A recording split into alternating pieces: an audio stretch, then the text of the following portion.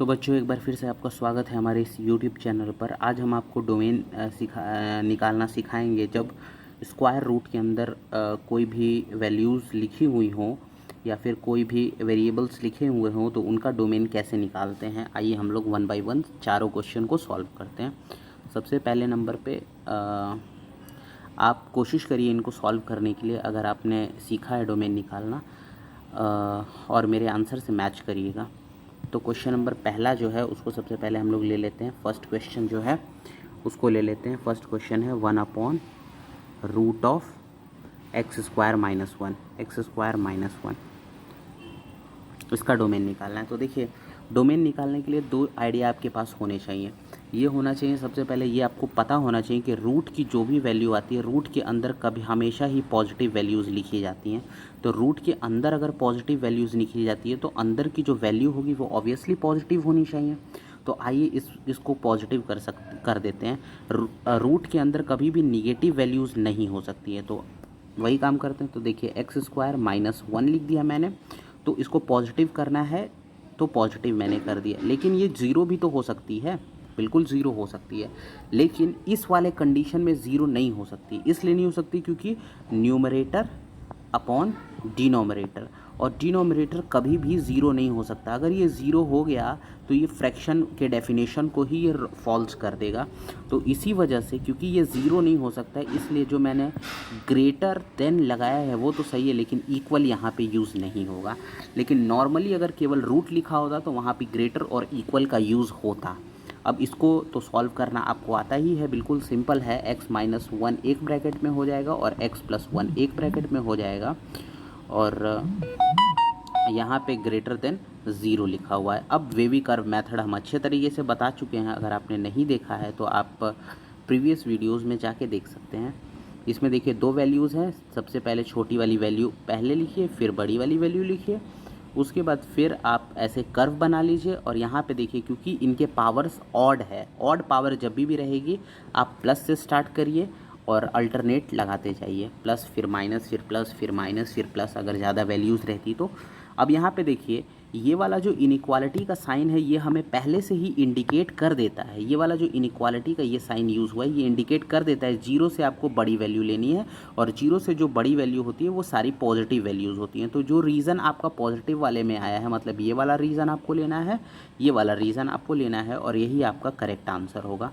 तो आइए इन रीज़न्स को हम लोग ले लेते हैं। तो अगर हम लोग इस रीज़न को लेंगे तो हम लोग लिख सकते हैं एक्स बिलोंग्स टू।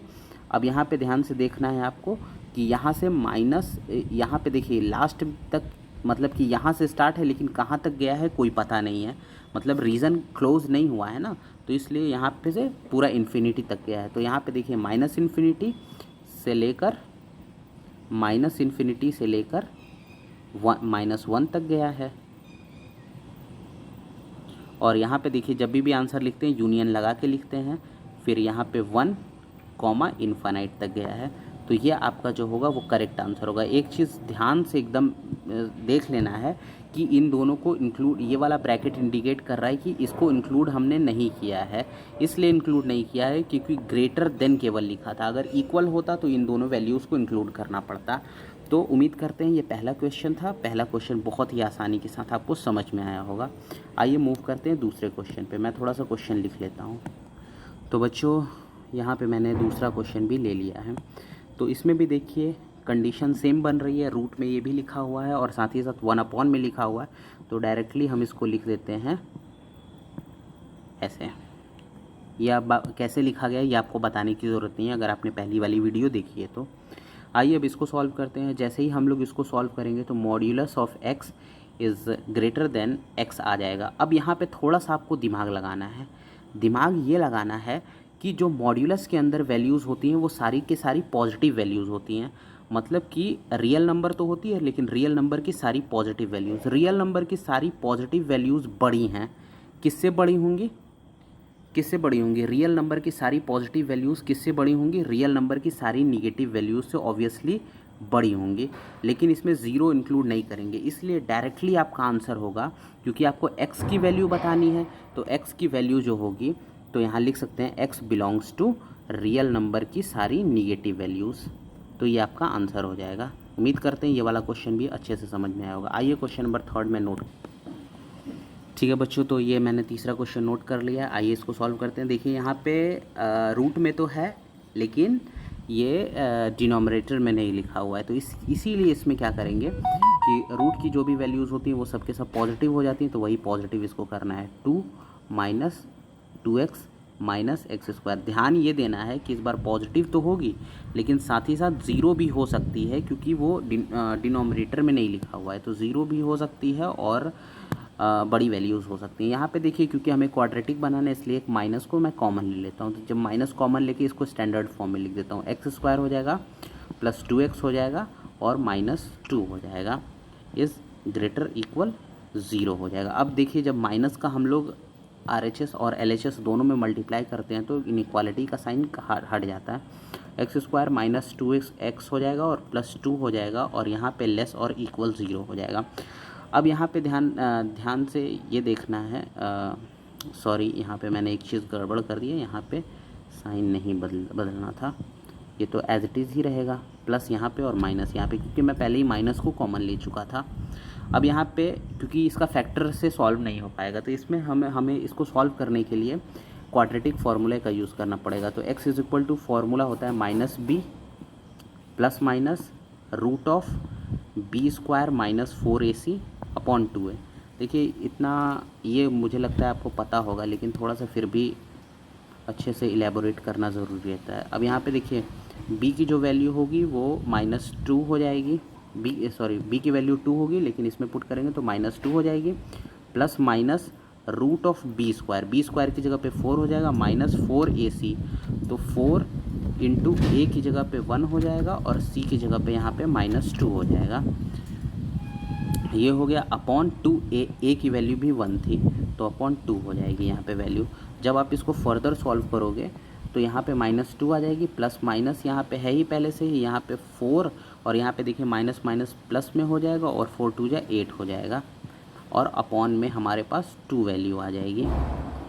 अब इसको जब हम लोग और सिंप्लीफाई करेंगे तो इसमें देखिए -2 को कॉमन ले लीजिए, तो यहाँ पे हमारे पास -1 प्लस माइनस ऑफ, यहाँ पे देखिए 2 बचेगा, तो इसमें देखिए 2 क्योंकि पहले ही कॉमन ले चुके थे तो यहाँ पे √3 बच जाएगा। लेकिन ये चीज़ जो हमारा आया है ये सॉल्यूशन तो इक्वेशन का मतलब कि x की वैल्यू हमने निकाला है, लेकिन x की वैल्यू तो एक इनइक्वालिटी के अंतर्गत थी, तो इस इनइक्वालिटी को ही हमें सॉल्व करना है। तो x की 2 वैल्यूज़ हमारी आई हैं, उन दोनों वैल्यूज़ को हमें एक नंबर लाइन पे लिख देना है। तो एक वैल्यू छोटी आएगी, एक वैल्यू आएगी बड़ी आएगी, तो छोटी वाली वैल्यू को इस साइड लिखेंगे, दोनों निगेटिव वाली वैल्यूज़ छोटी है और -1 और प्लस √3 वाली वैल्यू बड़ी है। अब बेबी कर्व मेथड बना लेंगे, यहाँ पे देखिए प्लस माइनस और प्लस हो जाएगा। अब इस बार हमें कौन सी वैल्यू लेनी है, अगर हम लोग इसको देखें तो इंक्लूड भी साथ ही साथ करना है और छोटी मतलब कि निगेटिव वैल्यू, निगेटिव वाला रीज़न लेना है।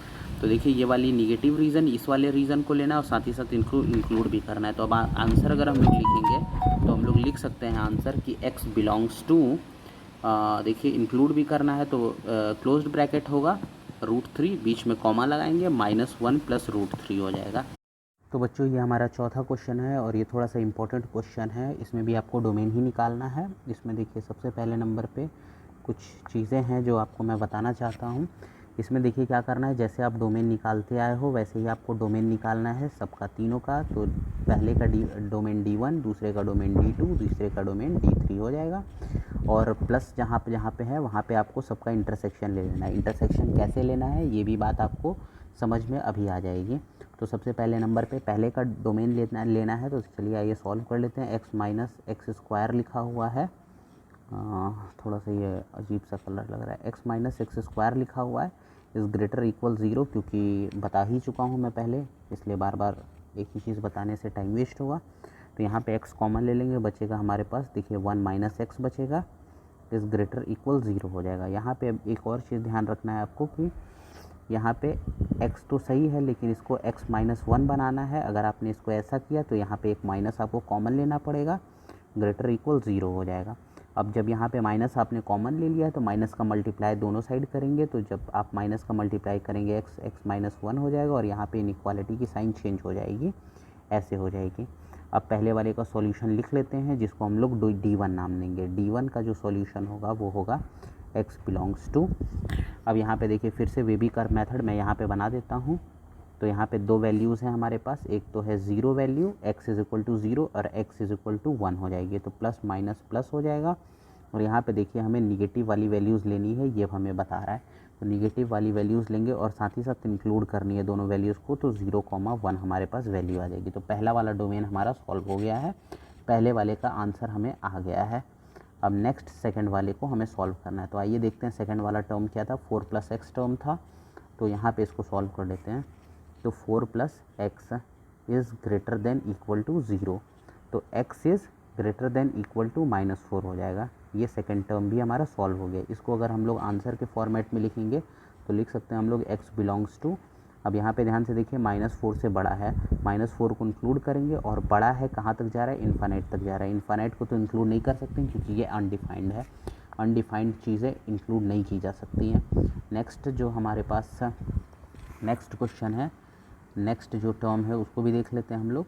तो देखिए यहाँ पे है हमारे पास 4 - x है इस बार, तो 4 - x है, 4 - x लिख दिया, ग्रेटर इक्वल लगाया, 0 लिखा।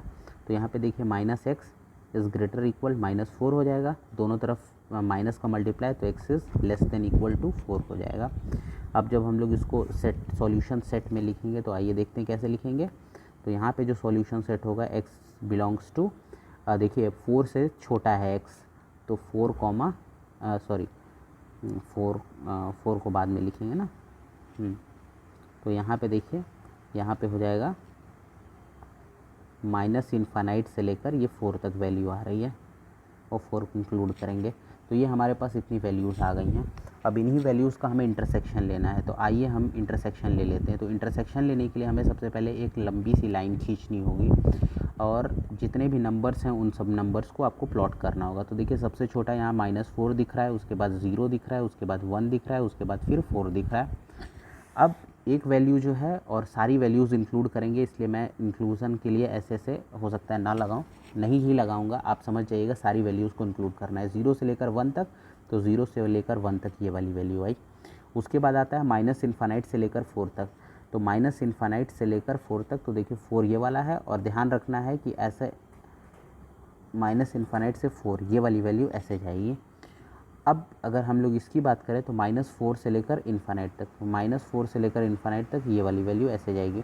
अब यहाँ पे चेक करिए कि तीन तो बच्चों यहाँ पे आप देख रहे होंगे कि यहाँ पे 3 लाइन हमने खींची है और ऐसा आपको रीजन ढूंढना है जहाँ से ये तीनों लाइन होके क्रॉस करती है। तो देखिए यही वाला हमारे पास वो रीज़न है जहाँ से तीनों लाइन क्रॉस करती है, और ये वाला रीज़न जो आता है वो 0 से 1 के बीच में, तो यही इसका इंटरसेक्शन है। मतलब ओवरऑल आंसर आएगा x बिलोंग्स टू 0,1 और वो भी इंक्लूड करके, ये आपका आंसर हो जाएगा। तो उम्मीद करते हैं वीडियो काफ़ी अच्छी लगी होगी और वीडियो सब कुछ समझ में भी अच्छे से आया होगा।